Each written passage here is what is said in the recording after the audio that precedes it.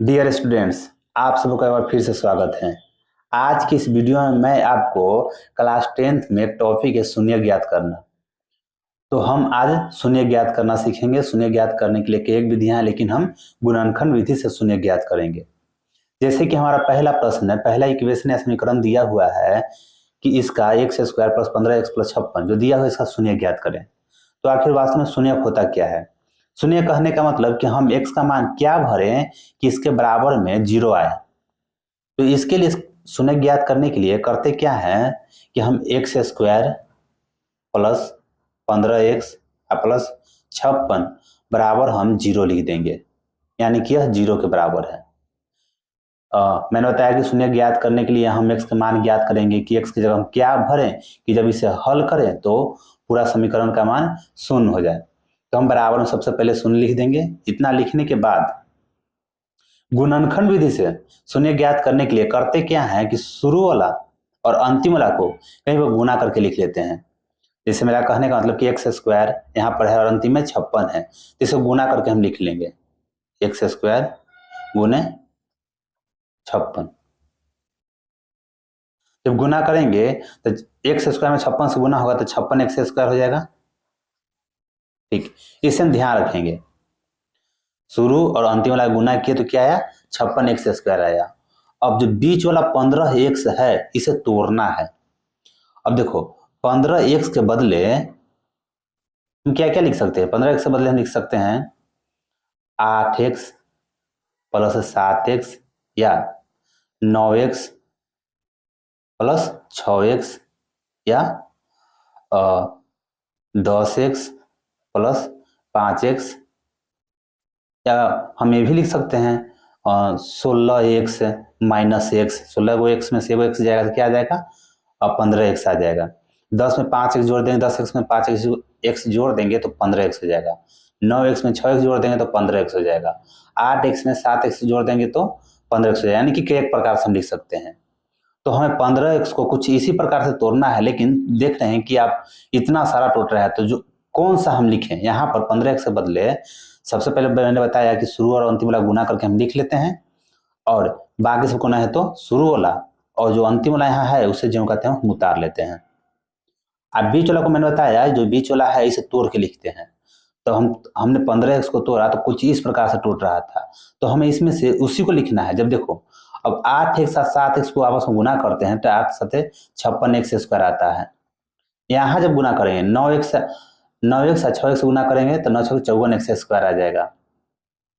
उसके बाद 10x और 5x गुना करें तो 50x स्क्वायर आ जाएगा। 16x और माइनस एक्स को जब गुना करेंगे 16x तो क्या आ जाएगा? 16, यहाँ माइनस है और फिर x में x से गुना होगा तो 16x स्क्वायर। तो कहने का मतलब कि जो गुना किया था वह गुना आना चाहिए। तो हम ये तोड़ा लिखेंगे यहाँ पर। कहने का मतलब कि 8x प्लस 7x लिखना है। चलो इसको ध्यान रखते हुए एक बार यहाँ पे नहीं समझते हैं। शुरू वाला को ज्यों कहते हैं हम उतार देंगे और अंतिम वाला को ज्यों कहते हैं उतार देंगे। बीच वाला को तोड़ना है। ठीक, तो तोड़ना किस प्रकार से तोड़ना है? तो ऐसा तोड़ना है कि जो शुरू और अंतिम वाला गुना जितना करते हैं बीच वाला को तोड़े तो उसको आपस में गुना करें तो इतना आना चाहिए। अब जैसे देखो जोड़ घटाव करेंगे तो 8x और 7x 15x आ जाएगा, और जब इन दोनों को आपस में गुना करेंगे तो शुरू और अंतिम वाला गुना के बराबर आएगा। फिर उसके बाद बराबर हम जीरो लिख देंगे। और इसके बाद समझना है इन दोनों पदों में से हम x को बाहर निकालेंगे। फिर इसके बाद इन दोनों पदों में से हम कुछ कॉमन लेंगे। इसमें देख रहे हैं x ही नहीं कॉमन लेंगे हम, इसमें भी कॉमन लेंगे। तो यहाँ देख रहे हैं कि एक्स स्क्वायर यानी कि x गुना x, इसमें 2x है और इसमें एगो x है, तो हम x को हम बाहर निकाल लेते हैं। तो इसमें एगो x यहाँ पर बच जाएगा x गुना x, यानी कि एक x बच गया। इसमें क्या बच गया? तो 8 बच गया जब x बाहर निकाला। तो दोनों में से x मैंने बाहर निकाल लिया है। उसके बाद देखो यहाँ 7x है, 7 गुने x, और यहाँ 56 यानी कि 7 गुने 8 है, तो यानी 7 इसमें भी है 7 इसमें भी है, तो हम 7 को बाहर निकाल लिए। जब बाहर निकालेंगे तो इसमें क्या बचेगा? इसमें x और इसमें 7 बाहर निकल गया। 56 के बदले हम क्या लिखेंगे? 56 के बदले हम लिख सकते हैं 7 गुने 8 लिख सकते हैं। ठीक, तो 7 को हम बाहर निकाल लेंगे तो x प्लस 8 ही ना बचेगा, बराबर जीरो।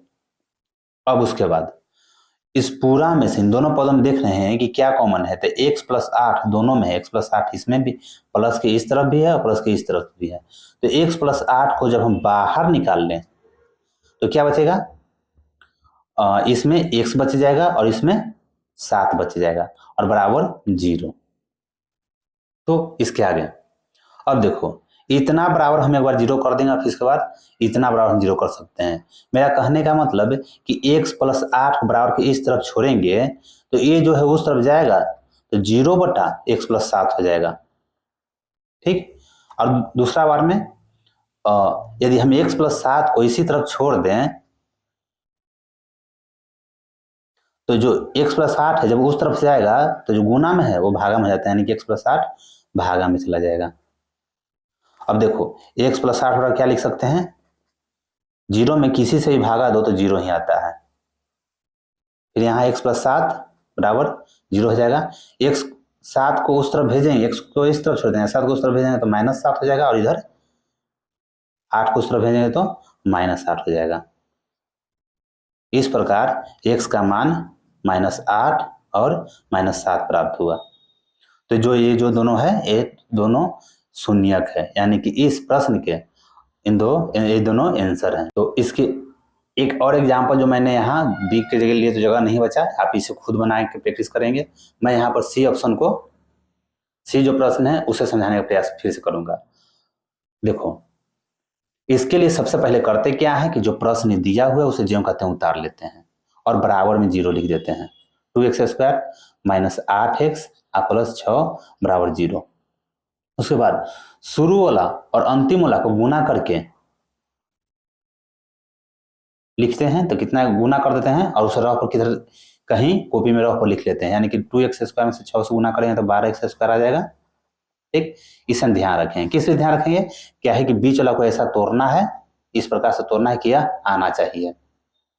तो देखो 8x है शुरू वाला, सबसे पहले 2x² को ज्यों का त्यों लिख देंगे और प्लस 6 जो अंतिम है उसे ज्यों का त्यों लिख देंगे। अब इसे तोड़ना है तो हम क्या लिख सकते हैं, -6x और -2x। देखो 6x और 2x दोनों माइनस में है तो जुटेगा तो -8x हो जाएगा, और जब इन दोनों को आपस में गुना करेंगे तो माइनस माइनस प्लस और x में x से गुना होता है x² और 6 दूनी 12, यानी कि यह वाला आ जाएगा। फिर से इसे समझते हैं, शुरू वाला अंतिम वाला गुना करके कहीं पर हम लिख लेंगे, लिखने के बाद जो बीच वाला है -8x उसको इस प्रकार से तोड़ना है कि जोड़ घटाव करने पर यही रहे, यह बदले नहीं।